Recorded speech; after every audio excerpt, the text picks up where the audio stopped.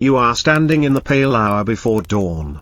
When the stars are still awake and the city walls are only a line of darkness against the sky. The gate is closed but the watchman is awake. Breathing steam into his hands. Stamping his feet. Listening to the low bells of the camels gathering in the road. The bells do not ring loudly, they murmur. The rope halters creak. A saddle is lifted. A bale is tested. A knot is retied. Quiet voices check the list again. And again. Because careful checking is the most boring and the most necessary thing on any road. The caravan master moves with the plain assurance of someone who has packed for this journey many times. He eats a small piece of bread and a few dates so that his hands stay steady for the tying of loads. The scribe sits cross-legged on a folded mat, opening a leather portfolio to a page with square boxes the color of smoke. He writes the date slowly. Then the name of the city where the caravan slept last. Then the name of the city where it hopes to sleep next. And then a column of small details, number of animals, weight of water skins, count of bales, seals on the lacquered chests, tally of needles, twine, wax, spare straps, spare bell clappers, spare everything. He pauses to warm his fingers and dots each line with the smallest mark. Like a grain of sand that will not be lost. The camels kneel one by one. They breathe like bellows. They watch you without blinking. Their lids heavy. Their mouths working patiently. A handler smooths the hair along a hump as if smoothing the nap of a rug. He layers the felt pads. Sets the wooden pack saddle. Pulls the girth. And then stops to check that the girth does not pinch. The most reliable rhythm on the Silk Road is the rhythm of checking. A handler tightens, then loosens, then retightens, knowing that the load that is comfortable before dawn might chafe at noon. And a chafed animal is a slow caravan. The handler lifts a bale of silk, the silk is sealed inside coarse outer wrappings to keep it from dust and eyes, and slides it into place. He balances that bale with another, dark indigo cloth, dyed so deeply it seems to drink the light. Over these, he ties a netting. And over the netting, he knots a cord with a knot that will not slip even if your hands are tired. The goods are not rare jewels, not today. The goods are the kind that make the world move, bolts of cloth, blocks of tea, iron tools, glazed bowls nested together with straw, paper wrapped in paper, lumps of fragrant resin, a pouch of spices that, when opened, makes the whole air warm and sweet and a little dizzy. There are jars of oil sealed with wax and covered with cloth caps tied in place. There are needles and thread for mending cloth, and needles and thread for mending the animal's gear, and needles and thread for mending the needles and the thread. There are small wooden wedges for adjusting a saddle board when it complains. There are brass weights in a wooden box, each weight stamped with a symbol worn smooth by the years. The scribe counts the weights. And the caravan master counts the weights. And then the scribe counts them again. In a whisper that is neither for the caravan master nor for the weights, but for the act of counting itself. A cook checks his small kitchen, an iron pot with a tight lid, a shallow pan, a kettle with a dent that never matters, 2 spoons carved from horn, a knife kept in a wrapped cloth, a bag of millet, a bag of flour, a bag of salt. A jar of sourdough starter that is a living thing the caravan carries like a memory. He has a bundle of kindling tucked into a net. Because old wood burns more quietly than new. He has dried onions. And he has a cloth sachet of peppercorns for days when someone's spirits need waking. He places everything back where it belongs and ties down the cooking kit with a cord that has a knot he can undo in the dark. The sky fades toward grey. The watchman opens the gate. It is the simplest of hinges. And the oldest, a door that swings on the will of the morning. The caravan walks out into a road that is still more dream than place. No one hurries. The front camels go first. Their feet finding the shallow groove pressed into the earth by countless other feet. Behind them, the line forms and lengthens. The handlers tie lead ropes from one halter to the next so that the animals keep company without tangling.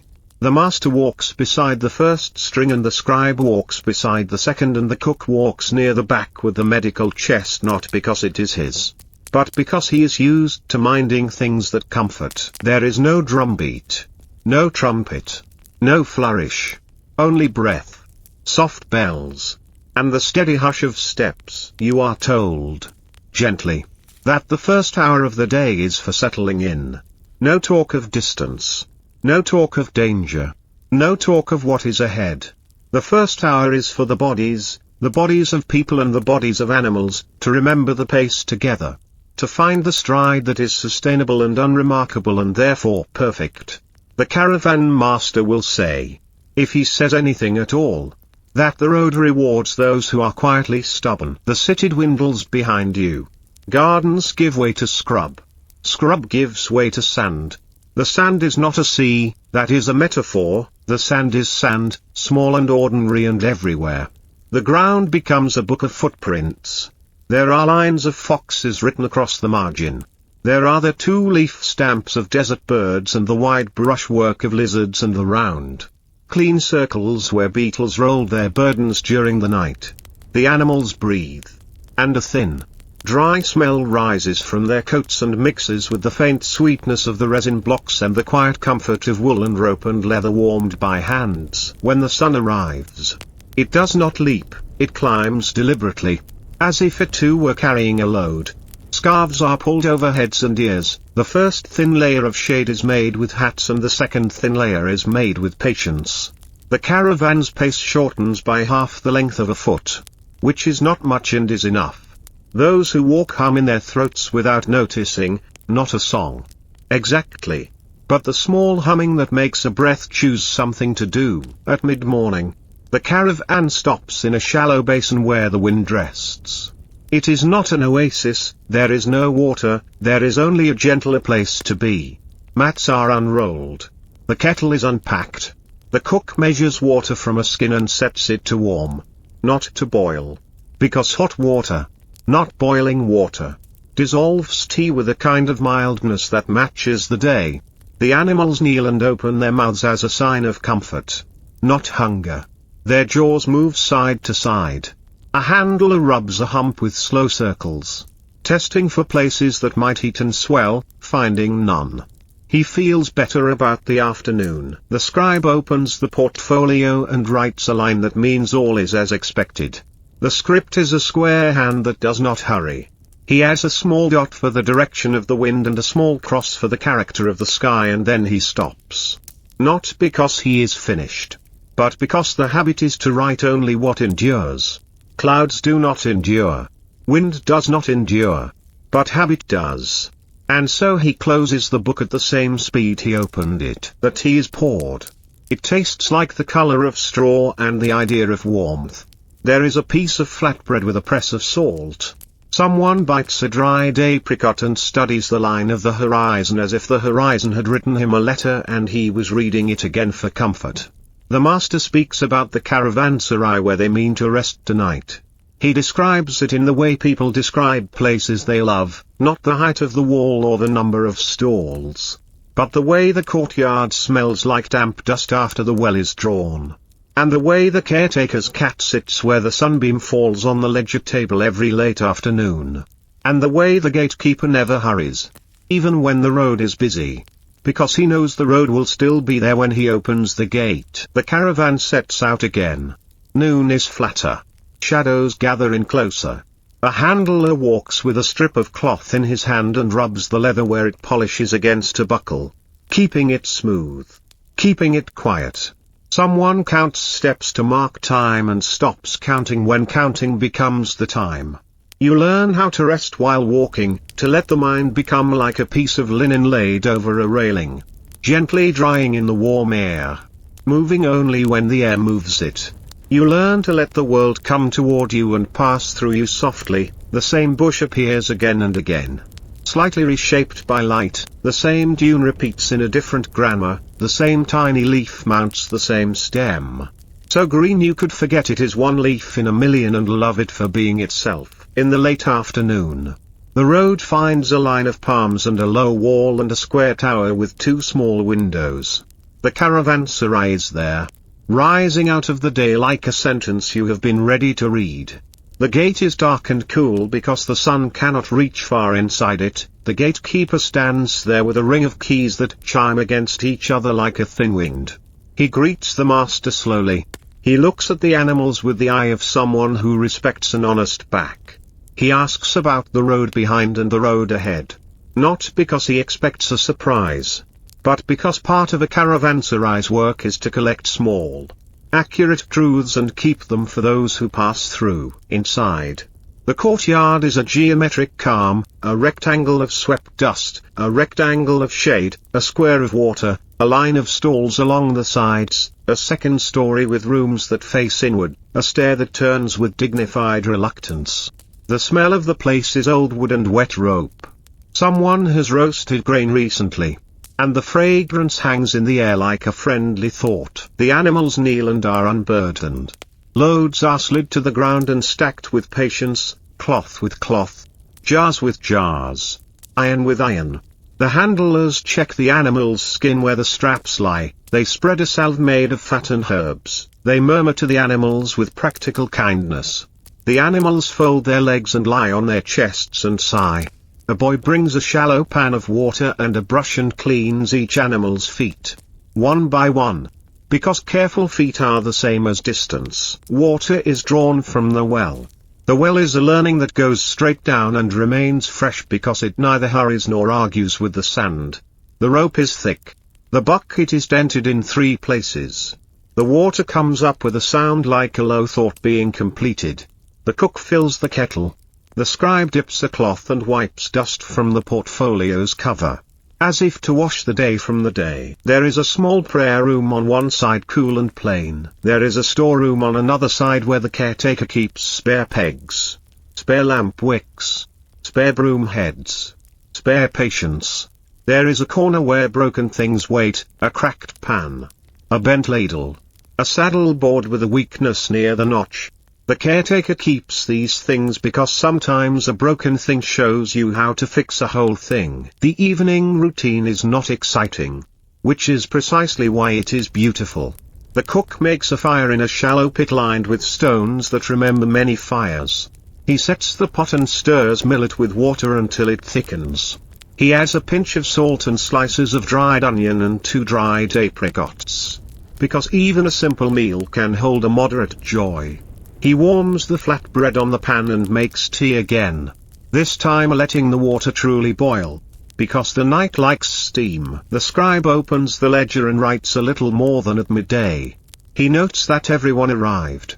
He notes that 2 loads were adjusted, that 1 strap will need replacing soon, that the animals ate well and drank well and were content.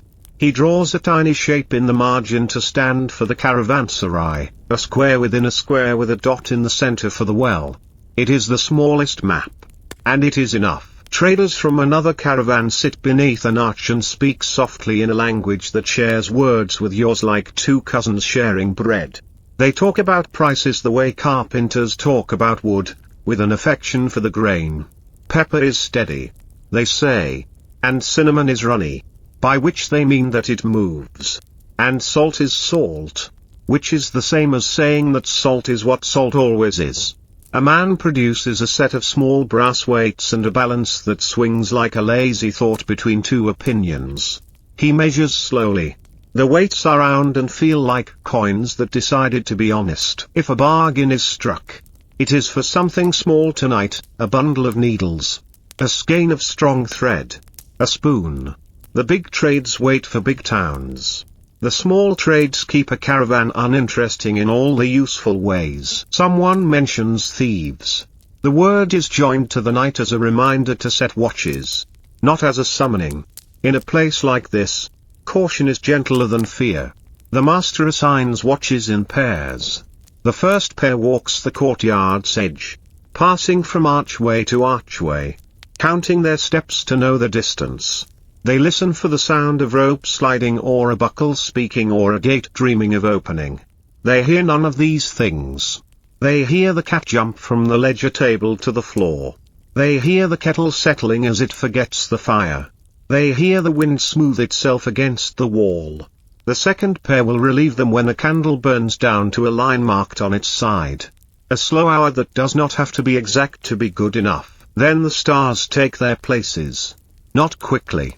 Not slowly. Just as if they always meant to be there. Someone points to the North Star, which is a true friend on this road, and to a group of 7 that looks like a ladle, and to a small cluster of cold sparks that farmers love. The stars do not care about caravans. They care about the work of being stars. This indifference is comforting. It means you can trust them to shine whether or not you are tired. Sleeping in a caravanserai is like sleeping inside a story about walls. The rooms are plain. The doorways look inward. A mat is unrolled on a platform. A blanket is shaken. Boots are placed neatly beside the door so that in the morning the boots know where the feet will be. Someone, somewhere, snores with industrious moderation. The smell of the courtyard drifts in, dust, rope, warm wood, steam escaped from a kettle. This smells like the word enough. Morning again. A daily bread of small routines is baked and eaten. The animals are watered. The edges of the loads are checked. The strap that was due to be replaced is replaced. The cook tucks the spoon into the place where the spoon belongs. The scribe writes. Briefly. Setting out. The gatekeeper opens the gate with the same mild care he used to close it. The caravan resumes. Today the road keeps its promise to be mostly flat. Mostly clear. Mostly uncomplicated. A handle hums again. The master talks. For a time. About seasons. In summer, caravans rise early and walk into the evening. In winter, caravans rise later to avoid biting cold and trust the short day to tell them when to stop. In spring, the sand sometimes turns to mud after sudden rains. In autumn, the air acquires a kindness that makes distant towns seem nearer. The seasons are not dramatic, they are just the world putting on one coat or another. And the caravan is the body that adapts to each. At a pause, a small repair, a buckle tongue has become stiff. So a drop of oil is worked into its joint. And the joint learns to behave again. A lamp wick is trimmed to keep it from smoking later. A water skin stopper is tested with a twist. A rope shows fuzz along a stretch and is turned in place so that its burden shifts to the stronger side. The way a farmer rests one shoulder and then the other while carrying a yoke. After each of these, the scribe makes a mark so the marks remember the care that has been given. Sometimes a caravan meets another going the other way. Lines become loops for a moment. The way 2 sentences can overlap without tangling when spoken slowly. News is traded like water. A bridge is out near a certain river bend. A windstorm may arrive on the 3rd day after the new moon. A town's market has more bowls than buyers at the moment. A fort's commander is in a generous mood. Which is a mood worth remembering. On the 2nd afternoon of this journey, the road leans toward an oasis.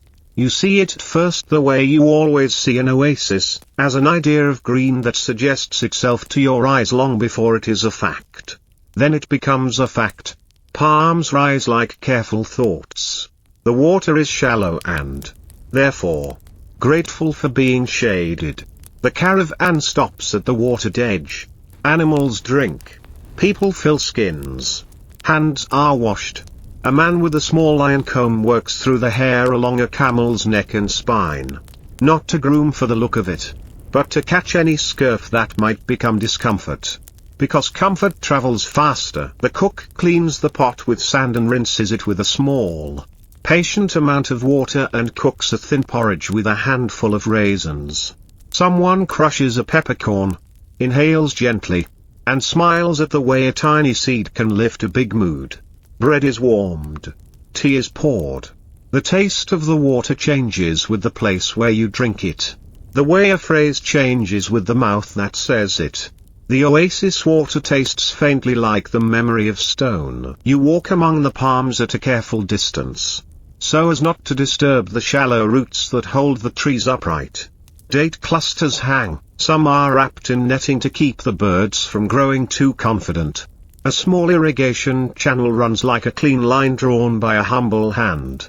If the oasis has a keeper, He or she nods once from a stone seat and says little. The keeper's work is listening, to the water's height, to the color of the leaves, to the way the wind behaves in the afternoon, to the particular anger of a traveling goat when a child pulls its tail once too often. Here, listening is the same as tending. By late day, the caravan reaches a low hill where, beyond it, the air seems to lift. The master points with 2 fingers. Respectful. To a speck that is not a speck, it is a watchtower. Where there is a tower, there is usually a settlement. Where there is a settlement, there is usually a place to sleep behind a gate and a pot of something that has been simmering for hours.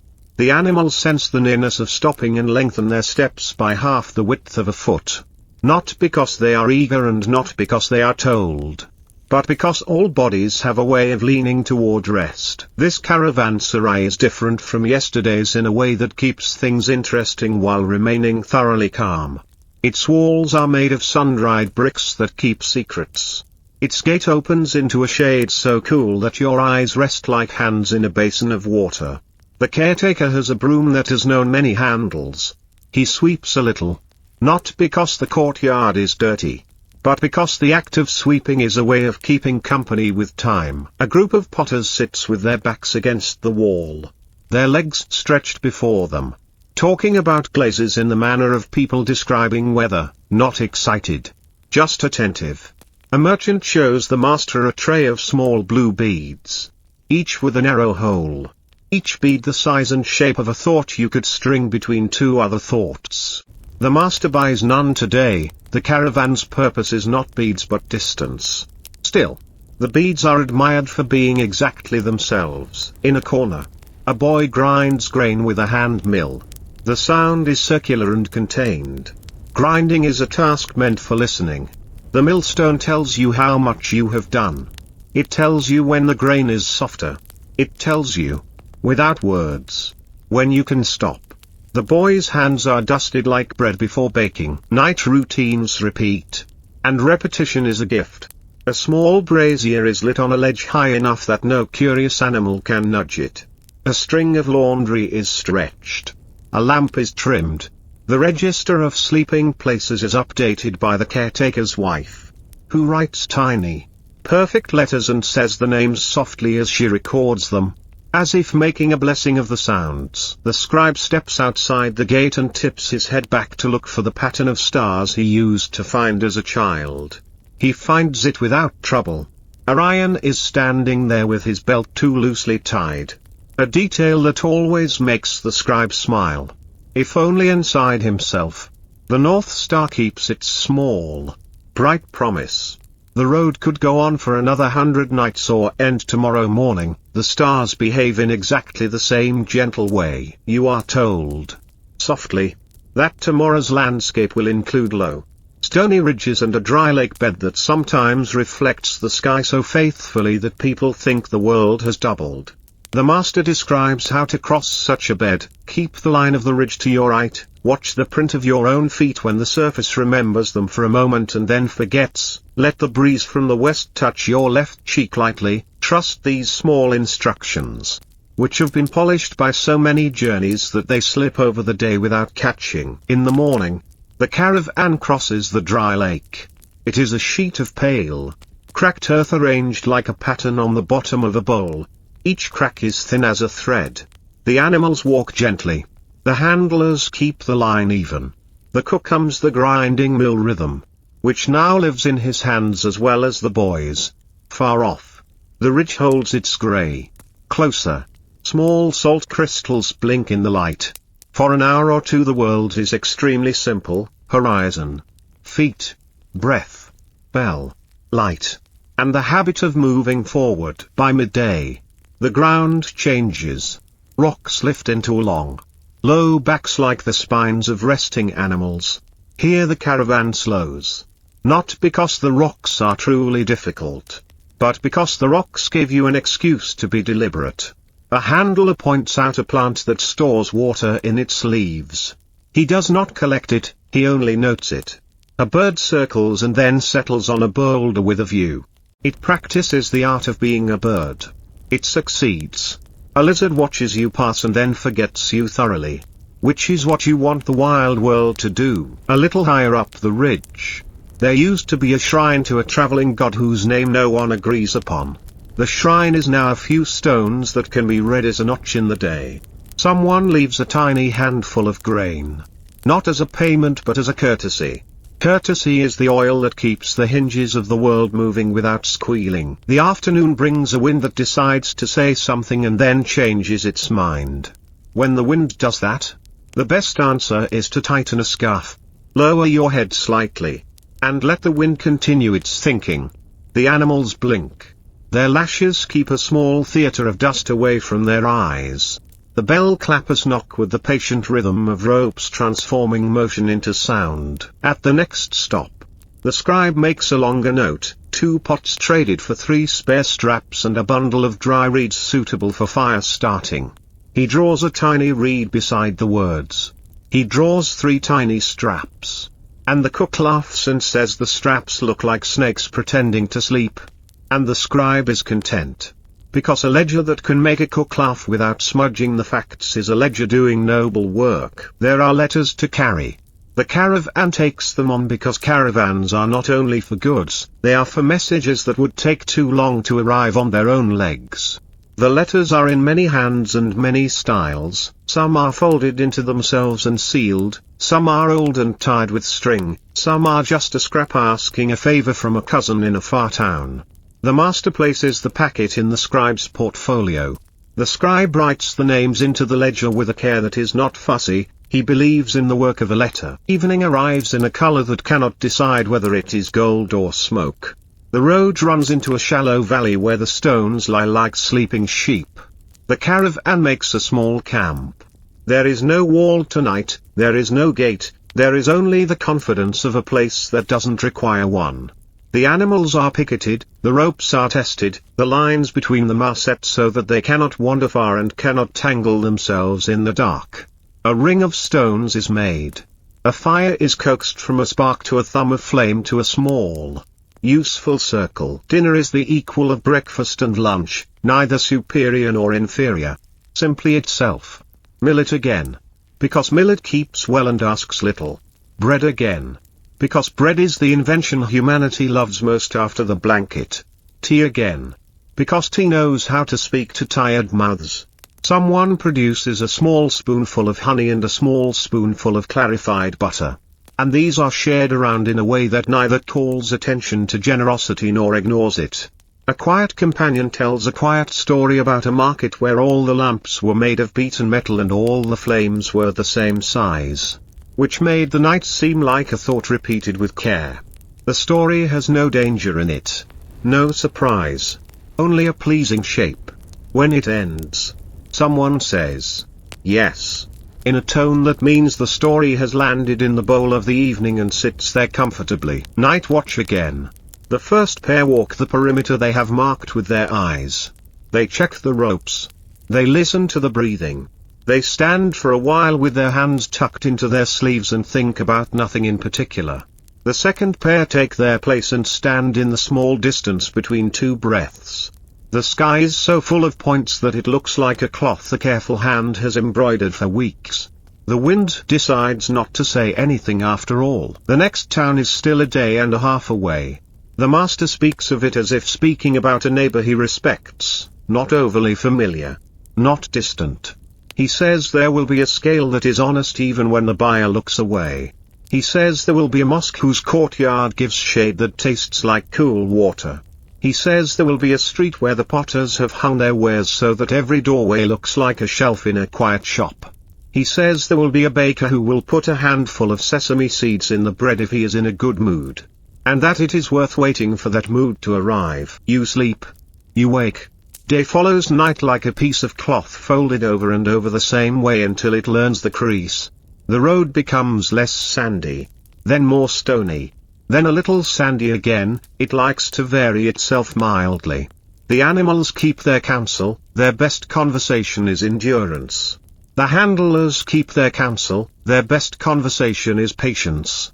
The scribe keeps his counsel, his best conversation is the record of things that turned out as expected. In time, The town arrives the way so many towns arrive. With a smell before a sight, smoke with the sweetness of bread, leather warmed in the sun, the faintest thread of dye. A gate follows the smell. Beyond the gate, a street. Beyond the street, two women carrying baskets.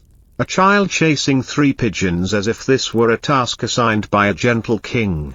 A man selling a tray of nuts and measuring them into paper cones with the same care a scribe uses for ink. Above all, the air that belongs to places where people live, a hum composed of water being poured, cloth being folded, wood being moved from one place to another, shoes learning the shape of a day. The caravan moves through at the pace of a factual sentence. It passes the potters. It passes the dyers. It passes a lantern maker who has hung unlit lamps like moons that have not chosen a phase. It turns into a yard and stops where a scale waits on a table. The scale does not speak, but it conveys an opinion. The merchant in charge of the scale greets the master, nods to the scribe, and smiles at the animals with the affection of someone who has also relied on backs. They begin. Weights come out of boxes and are placed on plates. Bales are loosened, measured, recorded, resealed. The scribe writes lines that look identical and are not. The merchant's assistant writes lines that look different and are identical. The master negotiates in the way stones negotiate with water, slowly, with an understanding that the shape of a bargain is a shape time has learned to respect. There is no shouting. There is only the kind of conversation that rests its elbows on a table. A bolt of silk changes hands. A stack of bowls changes hands. A small chest of paper changes hands. The caravan receives coin. And elsewhere, it receives credit, which is simply coin that has not yet arrived. The scribe notes the coin, then draws a circle around the number for credit. Not to make it important, but to make sure it does not feel alone in the ledger until it becomes coin. A boy brings sesame bread. The sesame is the sum of many sons. It cracks a little under your teeth and releases a fragrance that explains why people built ovens. Tea is poured. If pepper is mentioned, it is to observe that it continues to be itself. If cinnamon is mentioned, it is to note that it smells like a wooden room that remembers laughter. If dates are mentioned, it is to note that dates are the sort of sweetness the desert approves of. The animals rest in a stable that has a narrow window high on one wall where the light falls without being dramatic. A woman who knows animals' feet checks each one, the way a reader checks a line she has read before and loved. She trims where trimming is wanted. She tucks a salve where salve will soften. She speaks in a voice with no arguments in it. The animals blink. The day goes on. In the late afternoon, the caravan moves to the town caravanserai. It is larger than yesterday's. But not more important, there is no competition between a place that shelters and another place that shelters. The gate swings quietly. The courtyard is swept. The well tastes like stone and responsibility. The caretaker's cat is asleep in a corner where 2 rays of light meet as if they had agreed. The caravan takes rooms. The mat is unrolled. The blanket is shaken. Boots are placed by the door. The scribe lays the ledger on the floor and writes, arrived. Scales true. Purchases modest. Animals well. Bread excellent. He draws a sesame seed in the margin and smiles because it looks like a dot that learned a trick. At dusk, a storyteller sits by the gate and tells a story that is almost not a story. It is about a road that needed to cross a river and how, for a while, there was no bridge. And then there was a ferry. And then there was a bridge. And then the river moved its bed slightly. And then the bridge stood over dry ground and had to be moved. And then the ferry returned for a season. And how all of this happened without anyone becoming angry because the river was doing what rivers do. The moral is not spoken. No one needs it to be. Everyone hears it as the quiet idea that it is. A caravan is a kind of moving bridge. If the bed of the world shifts a little, the caravan shifts with it. And the work continues. Night gathers again, bringing its collection of small, faithful stars. Tomorrow may bring hills. The day after may bring a long flat stretch where the air tastes of old salt. A week from now may bring a city with a gate that holds a market like a bowl holds fruit. In a month, another caravan may tell you news of a far ruler's new law or a distant village's new well. All of this will arrive at the pace of steps. For now, there is this. The walls breathe their cool. The kettle sings. The ledger dries. The cat turns in a circle and becomes sleep. A handler says good night to an animal without words and is answered without words. The master speaks a prayer that is half gratitude and half habit. The scribe caps the ink and brushes a crumb from the page. The cook tucks his spoons into the cloth and folds it twice. Then once more. So the spoons cannot slide and startle him later. The gatekeeper closes the gate with the same measured care he used to open it. The hinges voice their usual opinion, contentment. And the road, beyond the wall, lies under the moon like a strip of cloth laid out the night before so that the morning will remember where to begin. The morning after the sesame bread feels like a page turned with 2 fingers. The city wakes around you with the practiced kindness of wells, ovens, and brooms. The caravan does not hurry. Hurrying is for errands. Caravans prefer agreements, with time, with distance, with their own needs. Before leaving, the master visits the scale man again. Not to weigh more goods, but to weigh a promise. A small advance is exchanged for a small favor when the caravan returns this way, a stack of bowls that will be ready, glazed the pale color of early milk. The scribe records the favor in a margin with a note as calm as water, bowls, promised, when we return. Then he draws a tiny bowl and shades it once, lightly, so that future eyes will remember the softness of the glaze. A saddler sits on the threshold of his shop, a strip of leather across his thigh. The all moving with the steadiness of someone who believes in holes arranged in a line. The saddler sells you 2 straps and a quiet confidence. He says, without looking up from the stitch, that the past are the Easter stones that roll under your feet like small lies. The master nods, as if agreeing with the stones. The scribe adds to the ledger, stones that roll. Mind the edges. When the caravan steps beyond the gate, the air has a new intention. Low hills gather, like people who have agreed to talk only about practical matters. The road lifts and folds. The animals shorten their stride and lower their heads, as they always do when the ground asks for attention. Men and women walking beside them do the same. Attention is contagious. Mid-morning, a patrol appears, 3 riders in layered cloth, their mounts stepping in the brisk rhythm of a duty performed many times. The riders do not interrogate, they inquire. They ask where you slept last, and where you intend to sleep next, and how the wells are faring this month. The master answers with enough detail to be useful and not so much as to become interesting. The riders smile to see the animals' coats are brushed and the ropes are without jealousy. They write a brief line on a wooden tablet and hand you a token, smooth, oval, stamped with the mark of the tower. Show this at Ash's gate, the leader says. It tells them what they need to know, so that you do not have to speak again. The scribe considers the kindness of a token that speaks on your behalf and places it in the portfolio between 2 pages that will keep it from wandering. By noon the wind has remembered a story it liked and begins to tell it again, dusk rising, light dimming, the edges of the day softening into an indistinct thought. The master looks around and makes a gentle signal with 2 fingers. This is the sign for tuck in. It is not a command. It is simply a reminder of a habit. Scarves go higher on faces. Animals are turned so that their backs receive the wind and their eyes are shielded.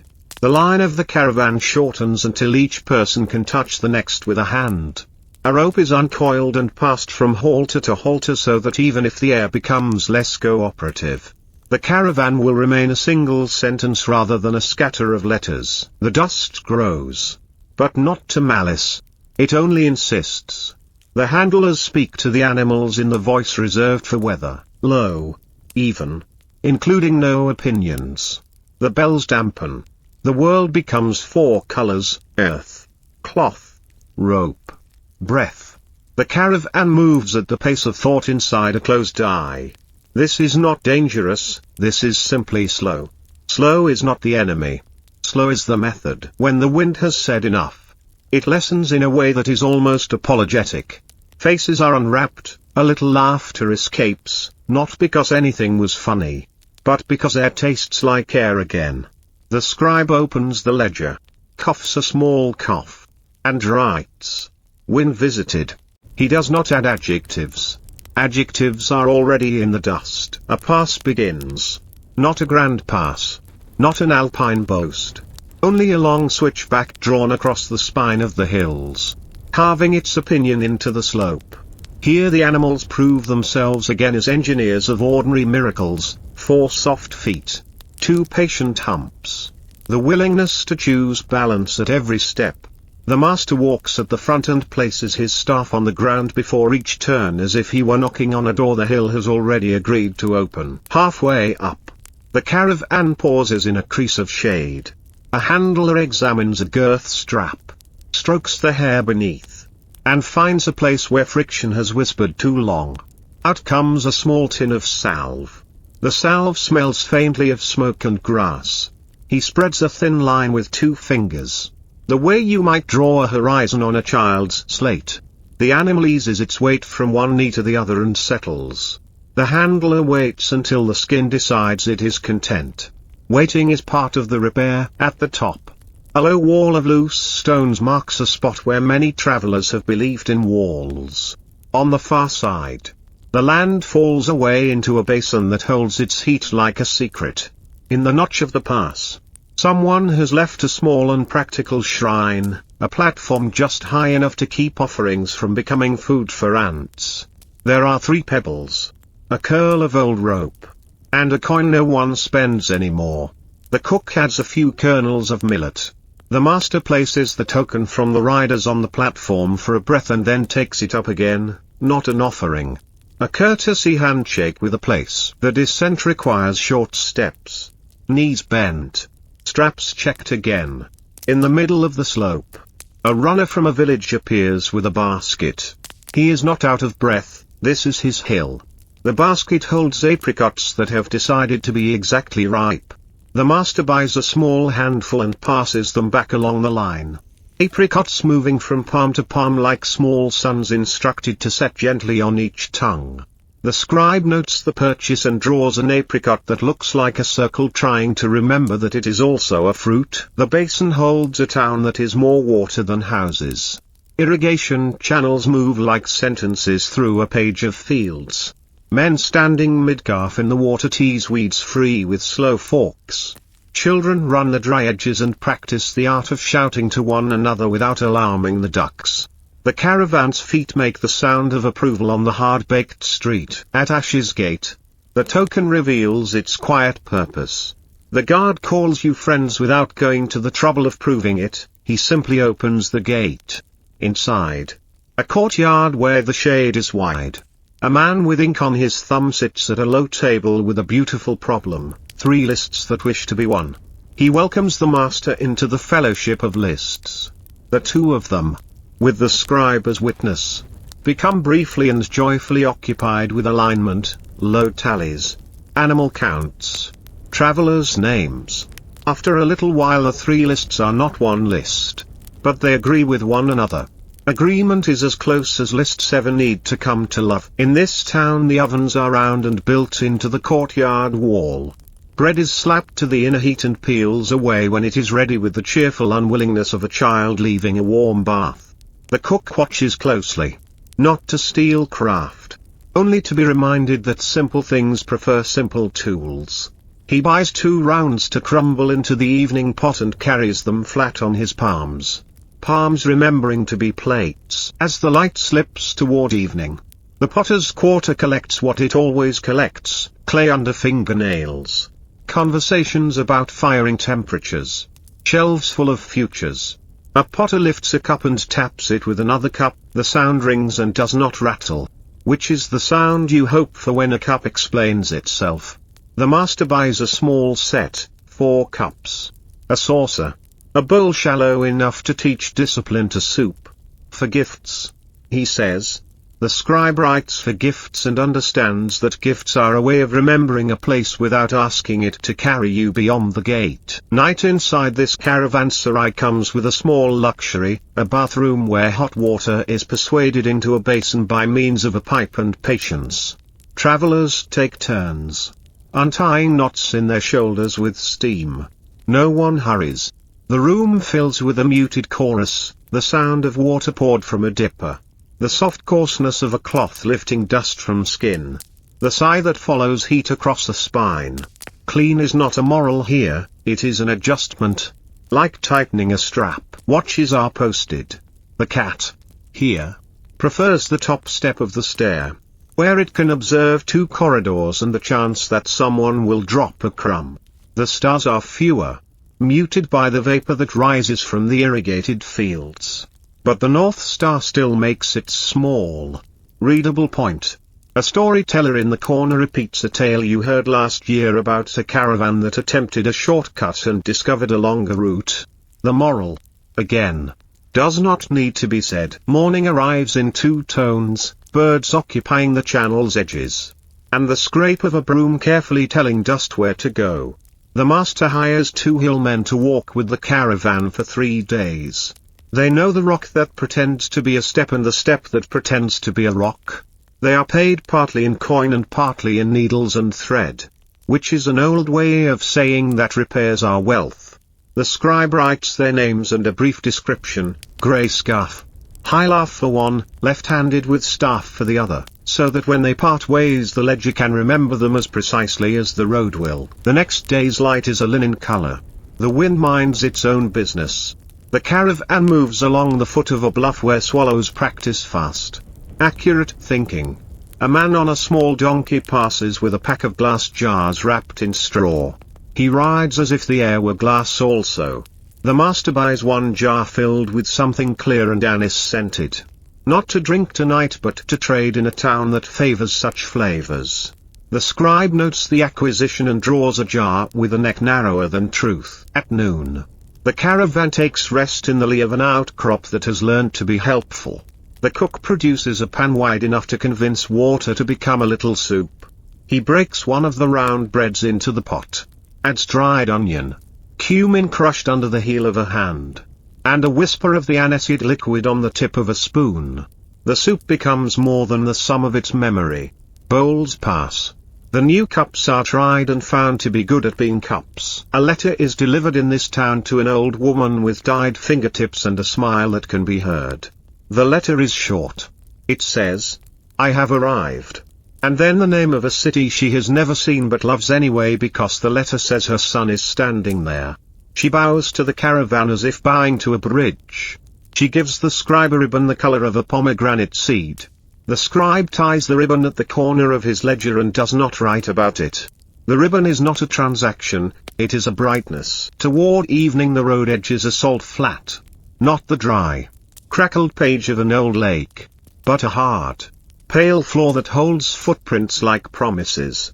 The master remarks, mildly, "That sound travels oddly here." They test this by speaking a name and then listening to it arrive somewhere else.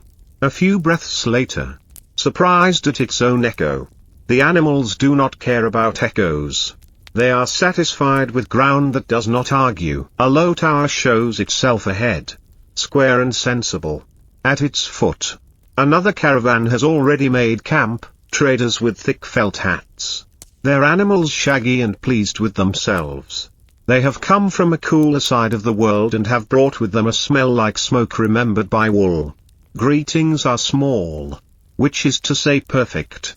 The 2 masters compare ledgers the way 2 gardeners compare seasons. Prices are lines that converge and then run parallel. News is exchanged, a bridge repaired, a tax collected with more politeness than usual, a healer in a riverside town who has discovered a way to set a broken wrist so that anger cannot find it later. The cook from the other caravan and your cook share a pinch of peppercorns and a problem involving a kettle lid that has learned a bad habit. By the time the kettles boil, the problem is solved with an extra loop of cloth and a new place to rest the lid when it is off duty. That night, the watches are doubled. Not because danger is near, but because good habits are easier to keep than to repair. A line is strung between the two camps and a bell is hung on it so that if anyone curious passes between them, the bell will use its small voice. It is not a trap, it is a reminder. The moon lies on its side. A shallow bowl holding a little light. Somewhere beyond the tower. A jackal speaks once and then thinks better of it. Morning makes iron of every buckle and then softens them again as the sun climbs. The two caravans exchange a gift without ceremony, a bundle of reeds for a small roll of thread. A little sack of salt for a little sack of dye. Gifts that can be used are the easiest to thank. The masters clasp forearms. The lines unweave. The road takes each of you in directions it has offered for years. Your way bends toward a river whose banks are crowded with reeds copying the wind. A ferry crosses with the efficiency of an old argument, 4 pulls on the rope. A pause to adjust an oar. 4 pulls again. The ferryman wears a hat that has known many suns, his hands are the color of water when water dries. He nods at the animals and calls them steady ones. Which is the highest praise a ferryman gives anything that moves. On the far bank, a market has assembled itself in the logical order of appetites, bread near olives, olives near cheese, cheese near pickles, pickles near people who wish to talk about pickles. The master allows a longer pause here. A few small trades ease the packs, needles out, pepper in, a jar of oil out, a packet of resin in. The scribe keeps a separate page for balancing the loads. A list that reads like a poem about waits that wish to be friends. Under a fig tree, a healer sits with a box of cups, small knives, and threads of different tempers. He examines a handler's knee that has been quietly complaining. He presses and releases with fingers that have never been in a hurry. He wraps the knee with a bandage that smells of plant and clean earth. He says, "Walk as if you were carrying a bowl of water and did not wish to spill." The handler nods.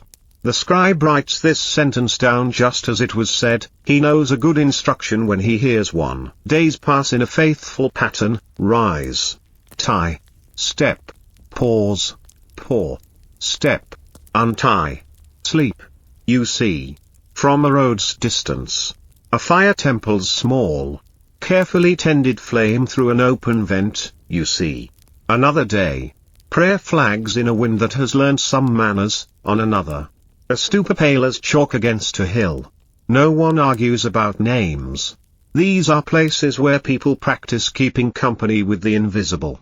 Caravans understand this work. So much of a journey is the art of being patient with what you cannot yet see. One evening, the caretaker of the roadside inn owns a lute with 2 strings that prefer to be tuned low. He plucks them until they agree with each other and sings a song that is mostly about counting. He sings of 20 steps to the well, and 22 to the north door, and 13 from the gate to the stall where the best shade happens at noon. It is, he explains, a song for remembering the place when you are far from it. The scribe smiles without showing teeth and copies the first lines in the ledger's back cover, where songs that help with remembering are kept. On a morning of very clear light, the caravan meets a caravan coming west that carries paper with the crisp authority of newness. They unroll a sheet and the fibers flash softly in the sun. The edges are cut square. The ink sits on it as if the page had expected it. A brief trade is made, 3 sheets for a length of indigo cloth, and the scribe holds the paper the way one holds a cup that is warmer than it looks. He writes a single word on the corner, then stops, pleased with the way the word behaves. The ledger will keep being itself, but this paper will be used for letters that deserve a finer hand. And then, one afternoon, after the road has foretold it for several days with more wells, more trees, more people, the caravan arrives at a city that keeps its prosperity in a modest jar. The walls are high, but the gate is wide. The guard looks at the animals with the eye of a man who once relied on backs. He asks, "Do you have letters?" The master nods and places the packet on the table. The guard's clerk takes them, reads a few names out loud, and smiles as if he had been given a list of guests he is fond of. "You'll find their houses near the spice quarter," he says. Turn where the air smells like coriander inside. The streets are a balanced argument between shadow and brightness. Silk hangs in doorways like careful waterfalls. In a shaded courtyard, a weaver runs a shuttle back and forth with a patience that could teach rivers. In another, a woman grinds spices in a stone bowl. The coriander reveals itself first, then cumin, then something sweet that might be fennel. The cook stands very still, just breathing, as if adding the smell to his personal store of comforts. In the city's caravanserai, the rooms look inward as they always do. The well sings the same low song wells always sing.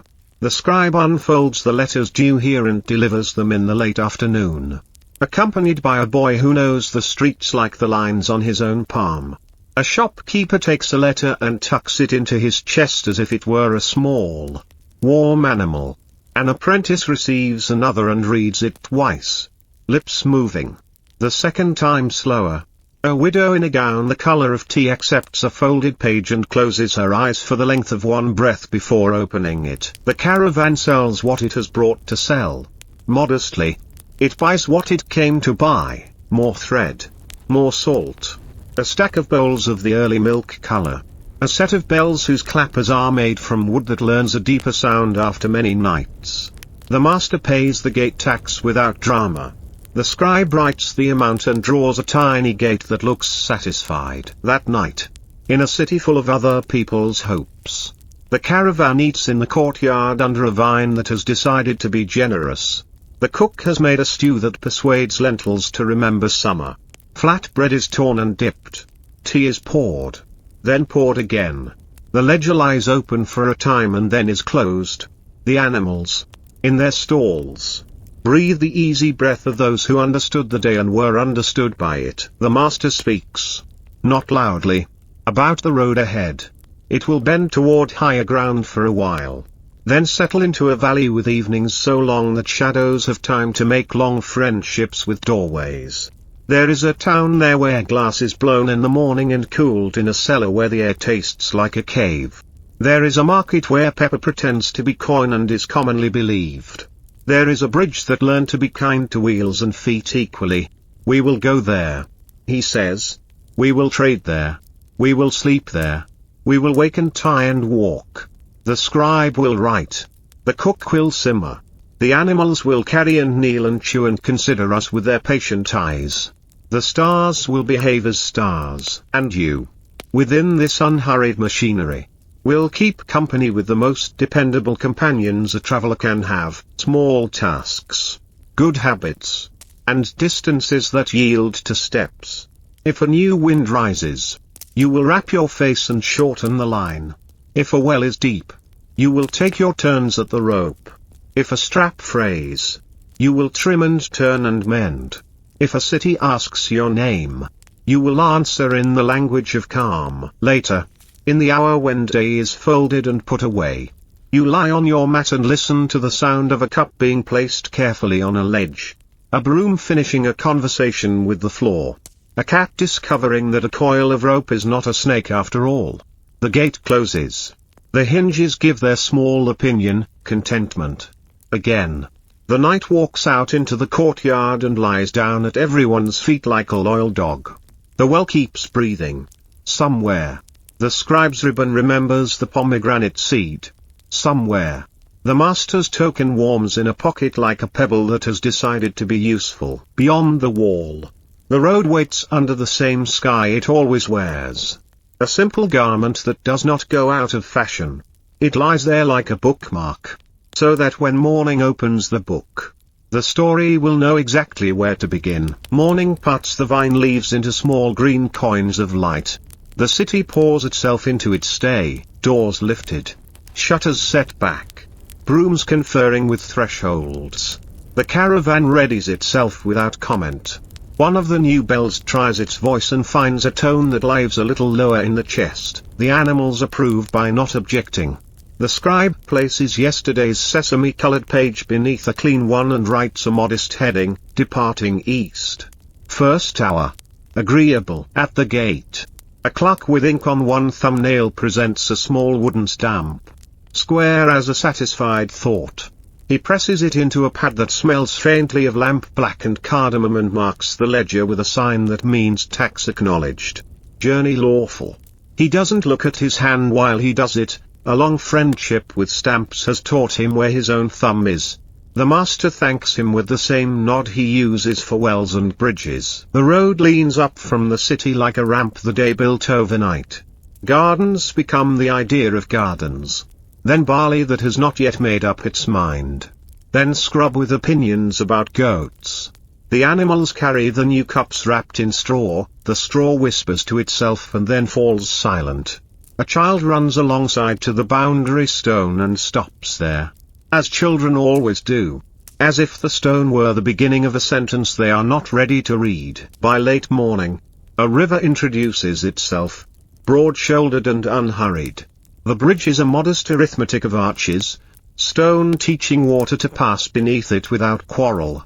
The parapet is rubbed smooth by hands that like to rest while eyes do the looking. Halfway across, the master slows the line to the bridge's preference. Below, a ferry tugs on its rope as if rehearsing old duties. A fisherman waves without expecting a story in return. On the far side, a booth in the shade holds a keeper with a little slotted box. The toll is simple metal. The receipt is a notch on a tally stick, 1 bite for beasts, 1 for people, a deeper bite for wheels. The scribe notes it as he notes weather, briefly, completely. Beyond the bridge, glass lives. You can tell by the air, a temperate heat. A breath like an oven remembering last hour's work. At the edge of the glass quarter, a boy on a stool turns a blowpipe while an elder watches the end of the pipe with the concentration of a tailor threading a fine needle. A bubble becomes a globe. Then a neck. Then a lip. The elder burns a line with a tool that looks like a quiet pair of tongs. The boy turns, the world decides to be a flask. Cooling shelves receive it the way a patient hand receives a cup of tea. The master buys 6 phials. Not large. The size of careful promises. Straw receives them and agrees to keep them safe. The scribe writes glass for apothecary-minded buyers. And draws a tiny oval with a neck that politely refuses to spill. Afternoon lowers itself like a lid set gently on a pot. The caravan walks between low walls stacked of dry stone. Lizards practice forgetting, they are very good at it. A shepherd on a low ridge counts a flock without moving his lips. The numbers appear in his eyes and disappear again. Satisfied. At a crossroad, a marker stone offers 4 place names in 4 scripts, all of them point to distance. The master smiles as if greeting old acquaintances, shapes of letters he's learned to recognize without needing to own. Rain, that mildest of visitors, tries the dust with 3 tentative taps. Then 5. Then a brief conversation that ends with the smell the ground makes when it happily remembers water. Scarves lift and settle. A handler turns his face up and closes his eyes not to pray but to listen with his skin. The rain does not linger. It leaves everything freshly itself. Evening brings a valley that knew how to be kind before anyone asked it to. Tamarisk trees make poor umbrellas and excellent companions. The animals are picketed in a pattern laid down by habit, distance enough for dignity, closeness enough for company. The cook builds a low fire out of wood that burns like patience. Tonight's food is lentils persuaded by onion, cumin, and a small, polite spoon of clarified butter to admit that they are comforting. Bread is warmed, torn, and dipped. The new cups prove that a cup's best act is to be held easily. Watches are set without words. 2 people share the first hour, 1 listens outward, to wind, rope, distant footfall, and 1 listens inward, to the measure of his own breath. To the candle's steady defeat of itself. The scribe marks the candle with a small knife. A notch the width of a bean. When the flame reaches it, the next pair wakes. Time, in a caravan, is not a tyrant, it is a line you agree to hold. The stars set out their tools, a ladle for those who like names. A cart for those who like pictures. An angle for those who count on angles. A handler holds up a hand at arm's length and measures the North Star's height in finger widths. Not because the caravan needs it tonight. but because it is pleasant to confirm an old fact. The night nods to itself and carries on. Morning again, kettles, girths, buckles, the whisper of straw, the small private sigh each animal gives after the first 50 steps. The road climbs. On the second ridge, stone shows a trick it likes, rolling underfoot with quiet mischief. The hill men hired 2 days ago walk where the line likes to falter and lean their weight into small corrections. The way you might steady a tray with 2 fingertips. One of them hums a tune that exists to make short steps content. The other carries his staff in his left hand and touches a strap now and then. Not to fix it, just to let it know it is seen. At midday, the world offers a shelf of shade. Leather is checked, hair smoothed. A pinch of salve renewed where skin tells a story about yesterday's friction. A water-skinned plug shows the beginning of a bad habit. The cook softens a strip of cloth, winds it into a ring, and gives the plug a new seat. The habit decides to become good again.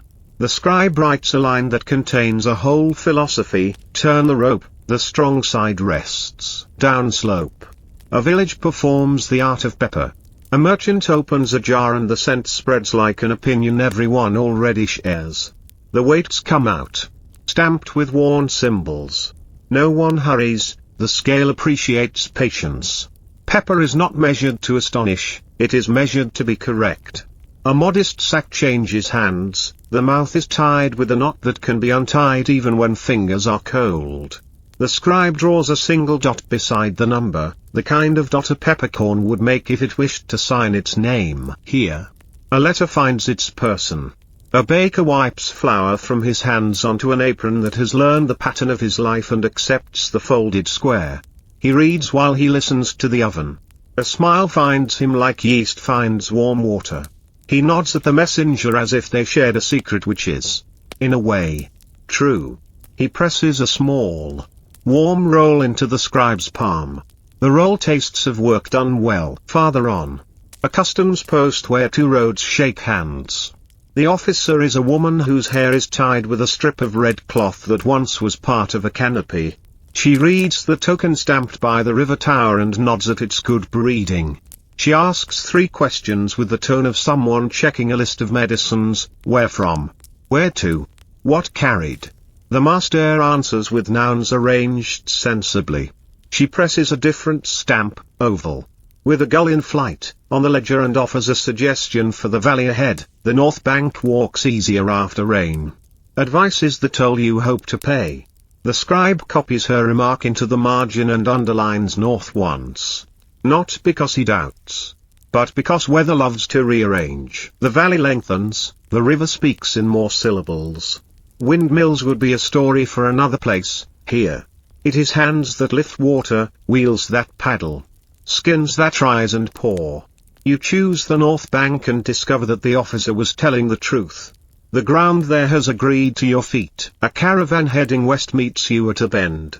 Their animals wear bells tuned a little higher, their hats are thicker. Their laughter too. They have come from a cooler table and bring a smell of smoke that lived in wool all winter. News is exchanged carefully. The way one passes a sleeping child, a tax gathered more gently. A bridge mended. A healer who sets a wrist so that anger cannot find it later. News you already heard days ago, now confirmed by a different voice, which is almost as satisfying as discovering it first. The cooks trade a problem and a solution. A kettle lid that rattled is taught to be calm with a loop of cloth and a new place to rest when not at work. Small wisdoms travel faster than large ones. That evening, you share a wall with the westbounders. Between the camps, a line is strung and a bell is hung not as a trap but as a reminder to anything with curiosity. The moon learns a new shape for itself. A thin bowl of light. A jackal speaks once, notes the double watch, and chooses a different remark to make to the night. Days become a necklace. Ridge, water, market, wall, bowl, ledger, gate. In a town that smells of dye, indigo hangs like evening. In another that smells of wood smoke and milk, cheese wheels rest on shelves that remember cold mornings.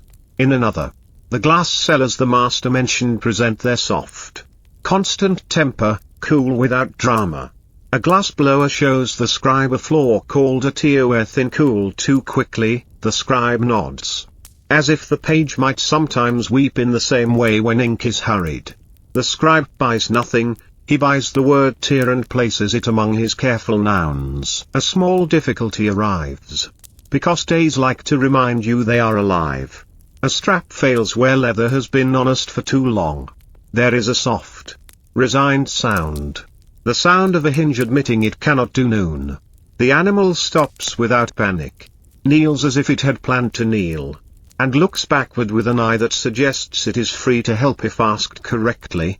The handler breathes once, twice, places a spare strap, makes a new hole with an awl that has learned to resist haste, and threads the tongue home. He adds a wooden wedge under the saddle board where the load wanted to lean. He rubs a thumb's worth of salve where hair remembers a pinch. The animal stands. The scribe writes strap replaced, board wedged, lesson, eyes earlier. And then draws a line between lesson and earlier as if to tie them. At a city whose gate is painted with a patient blue. The market behaves like a garden that chose to become voices. Spices teach the air to be specific.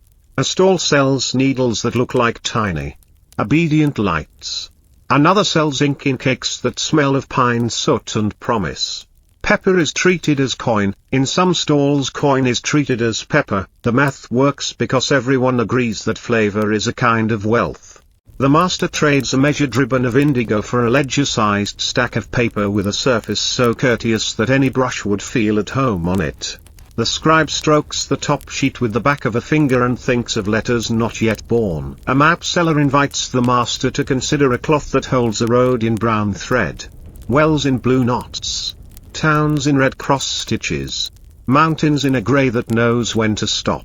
It is a map you can fold without breaking. The master does not buy it, because the caravan already carries maps in heads, hands, and the ledger's margins.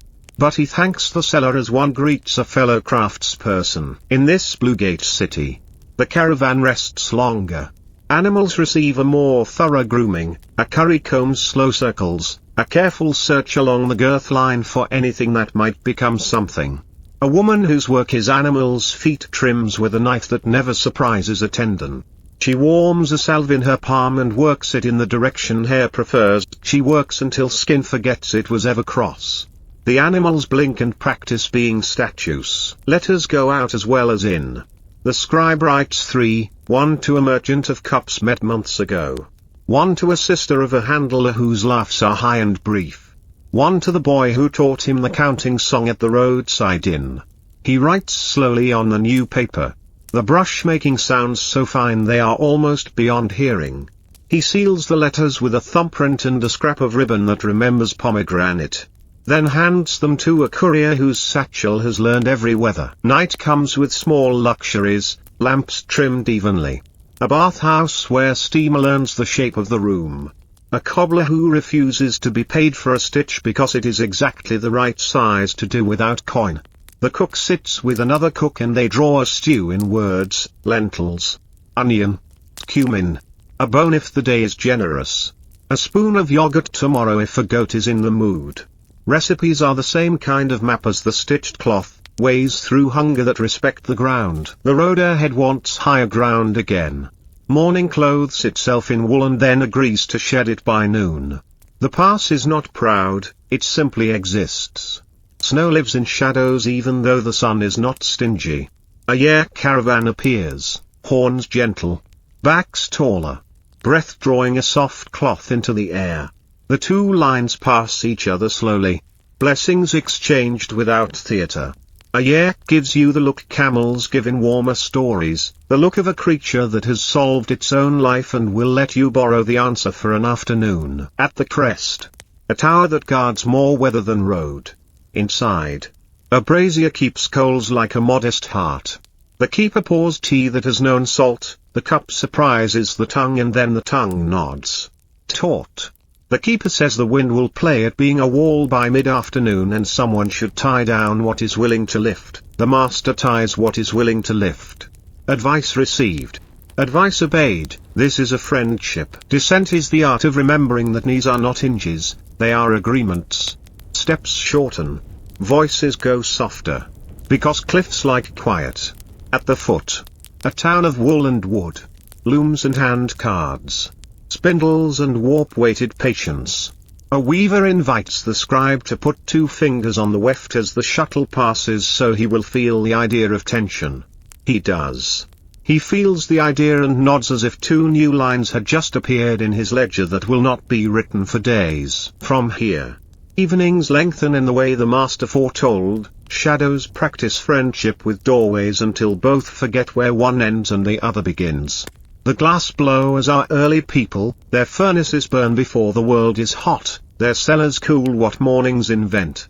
The caravan buys 2 sets of beads the color of old water for someone farther along who likes beads more than bowls.